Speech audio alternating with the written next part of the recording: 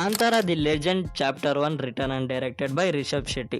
ನಿನ್ನೆ ರಿಷಬ್ ಅವರ ಬರ್ತ್ಡೇಗೆ ಬಿಟ್ಟಿರುವಂಥ ಪೋಸ್ಟರ್ನಲ್ಲಿ ನೀವು ಕ್ಲಿಯರ್ ಆಗಿ ನೋಡಿದ್ರೆ ಗೊತ್ತಾಗ್ತಾ ಇದೆ ಅಕ್ಟೋಬರ್ 2ಕ್ಕೆ ಸಿನಿಮಾ ರಿಲೀಸ್ ಆಗ್ತಿದೆ, ಯಾವುದೇ ಪೋಸ್ಟ್ಪೋನ್ ಇಲ್ಲ ಅಂತ.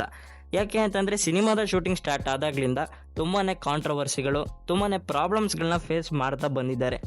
ಇವನ್ನೆಲ್ಲ ಕೇಳೋದ್ಮೇಲೆ ನಮಗೇನು ಅನ್ಸುತ್ತೆ, ಸಿನಿಮಾ ಈ ವರ್ಷ ಬರಲ್ಲ, ನೆಕ್ಸ್ಟ್ ಇಯರ್ ಬರ್ಬೋದೇನೋ ಅಂತ. ಆದರೆ ಬಿಟ್ಟಿರೋಂಥ ಪೋಸ್ಟರ್ನ ನೋಡಿ ಕಂಪ್ಲೀಟ್ ಆಗಿ ಕ್ಲಾರಿಟಿ ಸಿಕ್ಕಿದೆ. ಇನ್ನೂ ಸ್ವಲ್ಪ ಜನ ಈ ಮೂವಿ ಸೀಕ್ವೆಲ್ ಅಂತ ಅಂದ್ಕೊಂಡಿದ್ದಾರೆ, ಆದರೆ ರಿಯಲ್ ಆಗಿ ಈ ಮೂವಿ ಬಂದು ಪ್ರೀಕ್ವೆಲ್. ಯಾಕೆ ಅಂತಂದ್ರೆ ಕಾಂತಾರ ಸಿನಿಮಾದ ಹಿಂದಿನ ಭಾಗ ಏನೇನು ನಡೆದಿತ್ತು ಅನ್ನೋದನ್ನ ಈ ಒಂದು ಮೂವಿಯಲ್ಲಿ ತೋರಿಸ್ತಾ ಇದ್ದಾರೆ. ಮುಂದೆ ನಡೆಯೋದನ್ನ ಸೀಕ್ವೆಲ್ ಅಂತಾರೆ, ಈಗ ಹಿಂದೆ ನಡೆದಿರೋದನ್ನ ಪ್ರೀಕ್ವೆಲ್ ಅಂತಾರೆ.